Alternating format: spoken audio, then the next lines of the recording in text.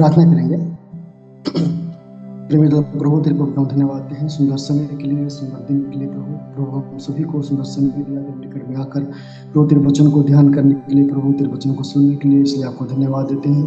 विशेष प्रार्थना करते हैं प्रभु, जो मीटिंग में जितने जुड़े हुए सबको आशीष कर कृपा कर प्रभु। हम सबको इस बार इस वचन को सुनकर ध्यान करते हुए प्रभु तेरे मार्ग में चल पाए प्रभु, आत्मिक जीवन में प्रभु हम बढ़ पाए, इसलिए प्रार्थना करते हैं। विशेष प्रार्थना करते हैं प्रभु, तेरी आशीष, तेरी दया, तेरी आत्मा से मुझे भर दे प्रभु, जिस पर तेरे वचन को प्रभु तेरी ओर से बोल पाऊँ, समझा पाऊँ प्रभु। हम जितने भी हैं प्रभु, इस वचन के माध्यम से प्रभु हम तेरी आत्मिक चीजों को प्रभु सीख कर प्रभु आगे में जीवन में आगे बढ़ने के लिए प्रभु हम सभी को सहायता करें प्रभु। इस प्रार्थना यीशु मसीह के नाम से मांगते हैं, आमीन।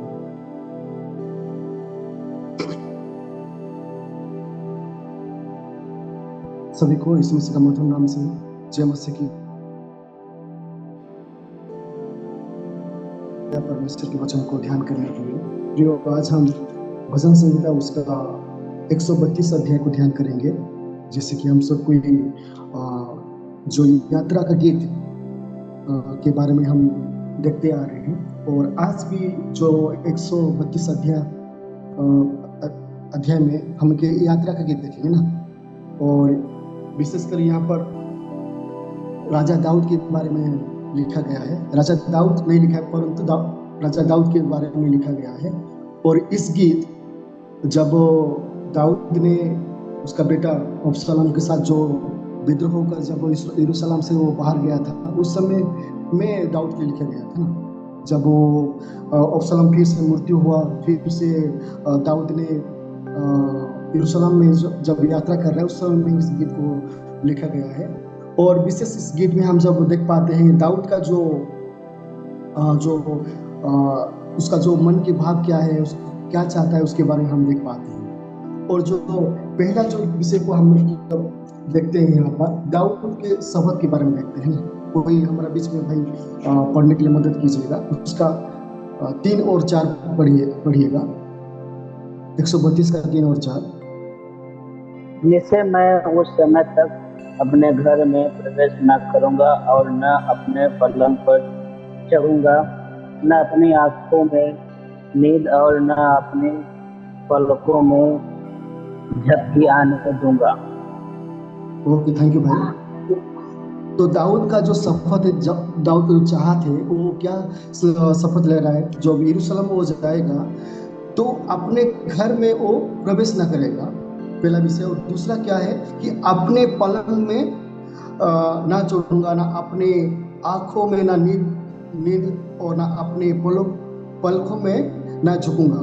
देखिए प्रियो, जब इतना दिन दाऊद ने यरूशलेम से बाहर में एक कठिन जीवन बिता रहा है, बाद में जब वो यरूशलेम जा रहा है, देखिए वो परमेश्वर के प्रति वो शपथ ले रहा है ना। परमेश्वर को देख चाहत रख रहा है कि परमेश्वर में यरूशलेम में जाऊंगा तो मैं अपना घर में प्रवेश नहीं करूंगा, जो राजमहल का जो पलंग है उसमें भी हम विश्राम नहीं करेंगे, मैं नहीं सोऊंगा, मेरे आँख का जो पलक है उसको भी हम क्या बोलते हैं ना, नहीं सोएंगे नहीं, उसको नहीं झुकाऊंगा। यहाँ पर वो शपथ खा रहा है। क्यों शपथ खा रहे हैं? मतलब कि हम जब उसका जो 5 पद को हम जब पढ़ेंगे, जब तक मैं यहोवा के लिए एक स्थान अर्थात याकूब के सर्वशक्तिमान के लिए निवास स्थान न पाऊंगा। देखिए वो दाऊद ने शपथ खा लिया कि जब तक मैं परमेश्वर जो स्थान है, यहोवा के जो स्थान है, जो बाहर जो देश में जो परमेश्वर जो पवित्र जो सिंदूक को लेकर गए हैं, उसको दोबारा हम यरूशलेम जब तक नहीं लेकर आएंगे, तब तक मैं क्या करूंगा, चैन से अपने घर में प्रवेश नहीं करूंगा, चैन से नहीं सोऊंगा, अपने पलकों को नहीं झुकाऊंगा। इस सारी विषय हम यहाँ पर देख पाते हैं ना। परमेश्वर प्रति भवन बनाने के लिए दाऊद का चाहत के बारे में हम देख पाते हैं, कितना चाहत था उसका। और प्रियो, हम जानते हैं कि परमेश्वर जो भवन है, परमेश्वर के मंदिर बनने का एक उद्देश्य है ना, कि हम जो परमेश्वर जो मंदिर है, सब कोई जो परमेश्वर के लोगों वहां पर उपासना करने के लिए, भेंट चढ़ाने के लिए, आराधना के लिए वहां पर जाने के लिए उद्देश्य में बनाया गया था ना। तो दाऊद का जो उद्देश्य था कि जो बाहर में जो पवित्र जो सिंदूक चला गया है, उसको दोबारा क्या है, यरूशलेम में लेकर आना है। परमेश्वर को भवन को स्थापन करना है, बनाना है। दाऊद ने शपथ खा लिया था, यहाँ पर हम देख पाते हैं। तो उस प्रकार हमारे जीवन में भी अभी हम देखते हैं कि परमेश्वर का जो स्थान कौन सा है, परमेश्वर का मंदिर हमारा शरीर है ना। हम जब कोई पढ़ेगा पहला कुरिन्थियों 3:16 कोई पढ़ेगा,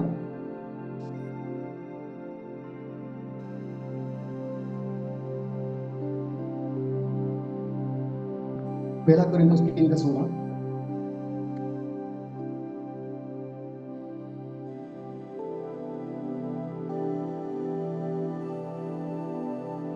क्या तुम नहीं जानते कि तुम परमेश्वर का मंदिर हो और परमेश्वर का आत्मा तुम में वास करता है? ओके, हम परमेश्वर के मंदिर है और हमारे आत्मा में परमेश्वर रहता है ना।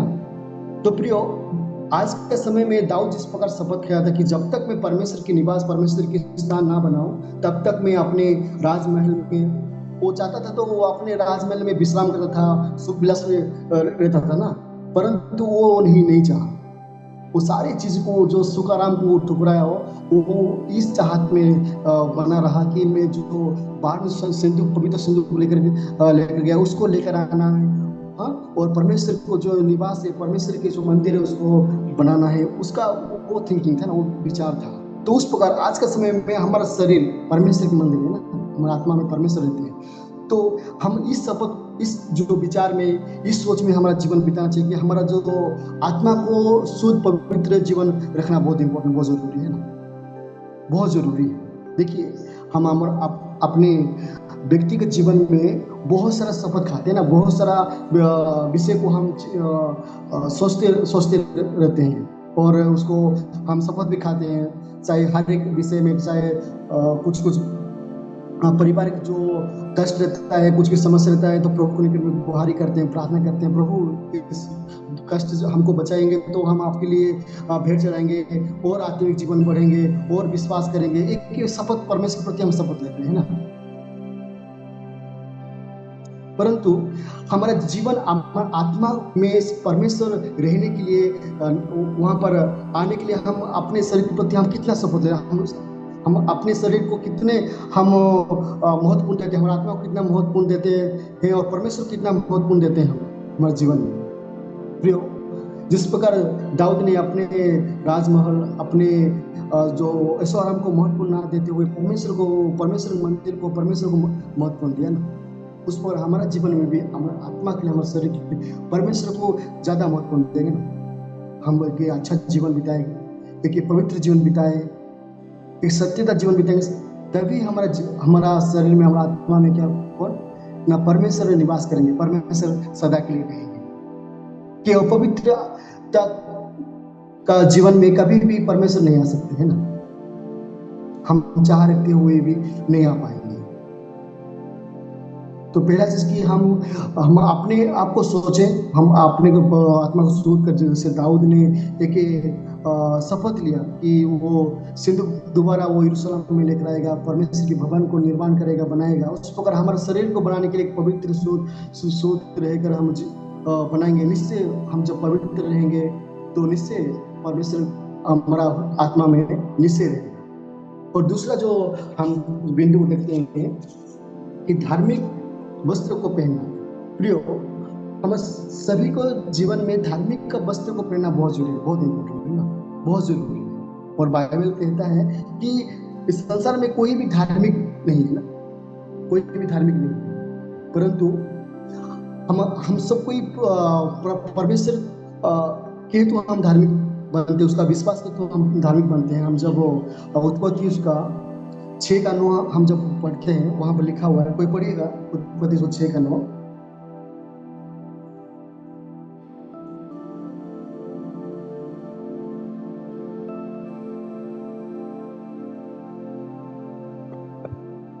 नूह की वंशावली यह है,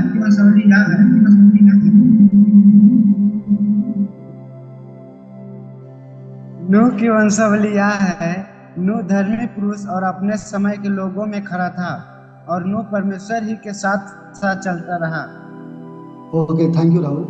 तो यहाँ पर आप देखिए, नूह धर्मी पुरुष था ना, और वो परमेश्वर के साथ साथ चलने वाला व्यक्ति था।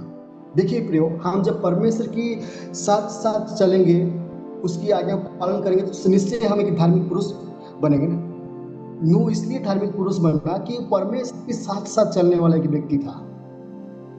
और जो व्यक्ति परमेश्वर के साथ साथ चलने वाला व्यक्ति, परमेश्वर के ऊपर आस्था विश्वास रखने वाला व्यक्ति, वो क्या है? एक धार्मिक व्यक्ति है। और हम जब परमेश्वर के प्रति साथ नहीं चलेंगे, हम परमेश्वर से दूर रहेंगे, तो निश्चय हमारे जीवन में पाप है। और पापी मनुष्य कभी धार्मिक नहीं बन सकता है ना। पापी व्यक्ति कभी धार्मिक हो नहीं सकता है।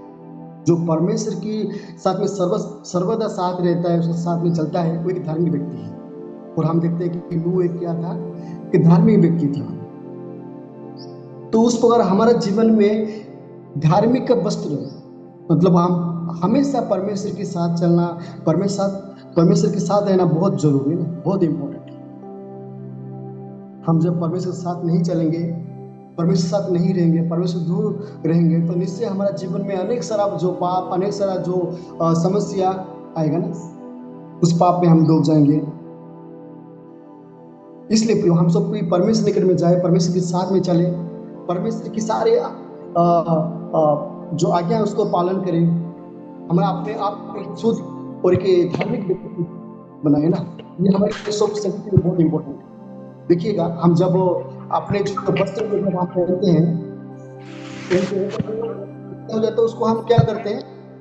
उसको चेंज कर लेते हैं ना। गंदा होने से उसको हम वॉश करने के लिए रख देते हैं, उसको वॉश करते हैं, दोबारा हम क्या अच्छा कपड़ा पहनते हैं ना, वो गंदा कपड़ा ही नहीं पहनते। हम उस प्रकार दिन भर दिन एक धार्मिकता का वस्त्र पहनना बहुत जरूरी है। संसार में अनेक सारा पाप है, अनेक सारा विषय है। जब हम कुछ करते हैं तो हमको उस पाप को छोड़कर एक धार्मिक जीवन, एक सत्य का जीवन बहुत जरूरी है। हम जब प्रकाशित वाक्य उसको उसका 22 का 14 पढ़ेंगे, पढ़िएगा 22 का 14।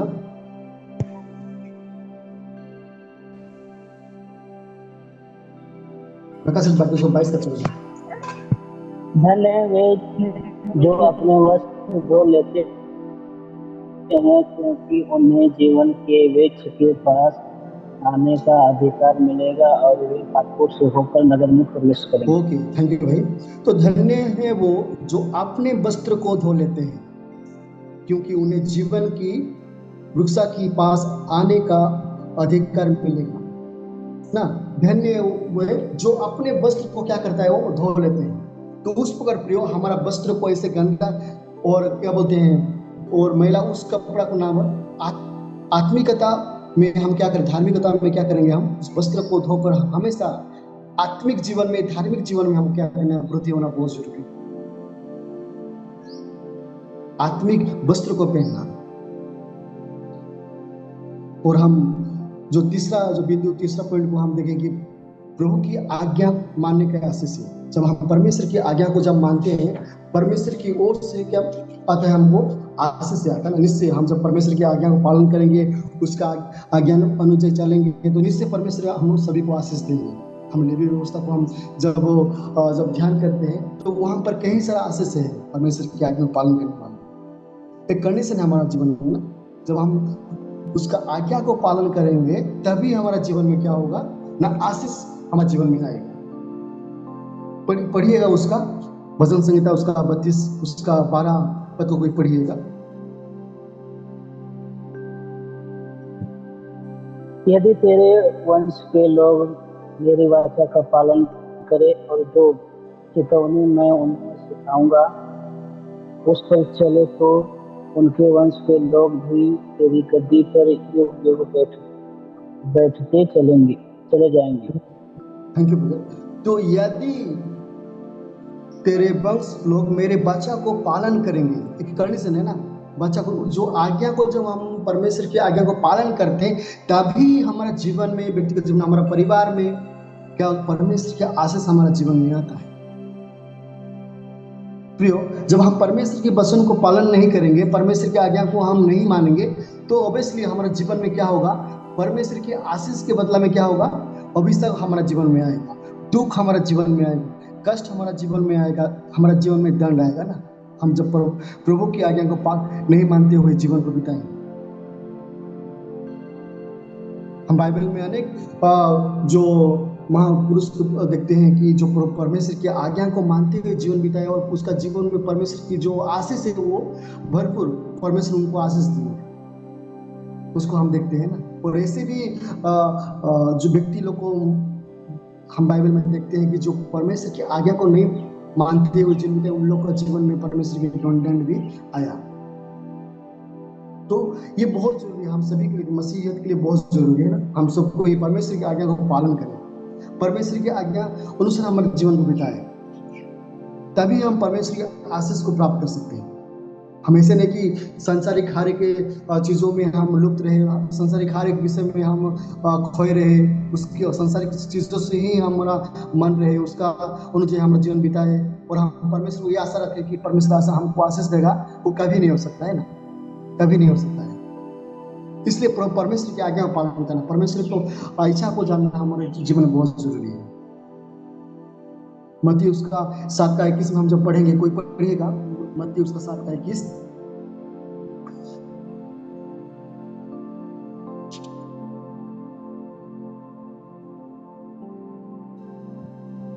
जो मुझसे हे प्रभु कहता है, उनमें से हर एक स्वर्ग के राज्य में प्रवेश न करेगा, परंतु वही जो मेरे स्वर्गीय पिता की इच्छा पर चलता है। यहाँ पर जो प्रभु की मेरी इच्छा पर चलता है, जो इसमें से इच्छा में चलता है, वो कहाँ पर जाएगा? स्वर्ग में जाएगा ना। तो वो परमेश्वर की आशीष है ना कि स्वर्ग में जाना, एक परमेश्वर की ओर से आशीष। इसलिए हम प्रभु प्रभु बोलने से नहीं, परंतु परमेश्वर की आज्ञा को मानते हुए जीवन बिताएंगे तो निश्चय हम क्या करेंगे? स्वर्ग में जाएंगे। इसलिए प्रियो, हम सभी का जीवन में परमेश्वर की आज्ञा को पालन करना और उसका राह में चलना हम सभी के लिए बहुत जरूरी है, तभी हम परमेश्वर की जो स्वर्ग की आशीष से हम प्राप्त कर सकते हैं। और अंतिम हम जो इस पॉइंट को हम देखते हैं, बिंदु को देखते हैं, तो इस के बारे में भविष्यवाणी किया गया है ना। कोई पढ़िएगा उसका 17 पद को, कोई पढ़िएगा भजन संहिता उसका 132 का 17। वहाँ मैं दाऊद का एक सिंह उगाऊंगा, मैंने अपने अभिषेक के लिए एक दीपक तैयार कर रखा है। ओके, मैंने अपने भविष्य के लिए एक दीपक तैयार कर रखा है ना। हम सबको जानते हैं फिर दीपक कौन है? यीशु मसीह है ना। जैसे बाइबल कहता है यूहन्ना उसका 8:12 कि मैं जगत का ज्योति हूँ। और हम ऑब्वियसली हम सबको जानते हैं कि ज्योति अंधकार से क्या करता है? अंधकार को मुक्त करता है ना, रोशनी फैलाता है, वहां पर अलग देता है, हम हर एक चीज को देख पाते हैं। उस प्रकार यीशु मसीह ही हमारे जीवन का जो पाप को क्या कर सकते हैं? वो क्षमा कर सकते हैं, शुद्ध कर सकते हैं, उस पाप को हटा सकते हैं। तो इसलिए ये भविष्यवाणी है यीशु मसीह का। और हम परमेश्वर को जो ज्योति है उसको देखते हुए यीशु मसीह को हम हमारा जीवन में रखते हुए हम जीवन बिताएंगे। और हमारा जीवन भी एक आलोकमय, एक दीपकमय हो ना, एक अंधकार का जीवन ना, एक दीपक का जैसे एक ज्योति का जैसे के जीवन हो ना। जैसे यीशु मसीह का जीवन था कि दीपक का जैसे, कि ज्योति का जैसे, कि हर एक अंधकार को क्या कर देते, वो अलग रूप में परिणित कर रहे थे ना। उस प्रकार हमारा जीवन में भी एक दीपक हो, हम भी दूसरे को एक अच्छा विषय को सिखाए, अच्छा सत्यता राह में लेकर जाए उनको। यह हम सभी का मसीह जीवन को होना बहुत जरूरी है ना, एक ज्योति का जीवन रहकर हम जीवन बिताना। तो प्रियो, आज हम इस अध्याय में हम देखें दाऊद के लिए शपथ, जिस पर हम भी एक शपथ ले कि दाऊद जिस प्रकार शपथ लिया था कि परमेश्वर की जो मंदिर है वो निर्माण करे और जो सिंधु, पवित्र सिंधु को लेकर आए, उस प्रकार हमारा जीवन भी क्या करेंगे? एक शपथ लेंगे कि हमारा जीवन को भी एक पवित्र जीवन, एक सत्यता जीवन में हम बना रखेंगे, जिस पर हमारा जीवन में, हमारा आत्मा में कौन बसे? परमेश्वर बसे ना।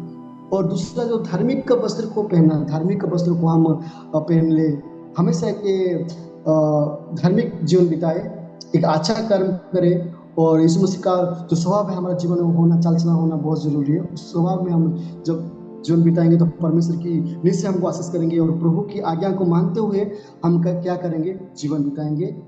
और हम जो अंतिम जो बिंदु देखे कि जो यीशु के बारे में भविष्यवाणी लिखा गया है कि यीशु मसीह क्या है ना, इस जगत के ज्योति है, और उस सदृश हमको भी बनना है जगत के ज्योति, और दूसरे को राह दिखा, दूसरे को सत्य के मार्ग में, दूसरे को परमेश्वर के वचन को सुनाने में हम क्या बोलते हैं कि आगे में रहेंगे। इस माध्यम से प्रभु हम सभी को आशीष करेंगे, वचन के माध्यम से प्रभु हम सबको आशीष दे। इस समय हम स्टार्टिंग करते हैं।